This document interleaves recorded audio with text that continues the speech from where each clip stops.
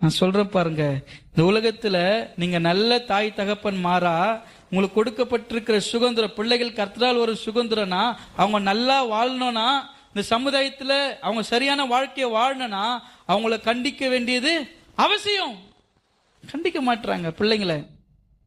எதனா பண்ணிக்கிச்சுன்னா நான் பண்றது? ஏன்னா உங்களுக்குள்ளவே அந்த மாதிரி ஒரு எண்ணம் வந்தது இல்ல. எதனா பண்ணிக்கிட்டும் விடுங்க, சாவட்டும். சர்ச்சுக்கு வந்து பைபிள் படிச்சு ஞானஸ்தானம் எடுத்து திருவிந்து எடுக்கிற பிள்ளைங்க வாழ்க்கையில் நான் செத்து போயிடுவேன், நான் சூசைட் பண்ணிக்குவேன் வரலாமா? அந்த மாதிரி வார்த்தைங்க வருதுன்னா என்னது? அது பிசாசு. அந்த மாதிரி வார்த்தை அது மாதிரி பண்ணுதுன்னா அது என்னது? சாத்தானது.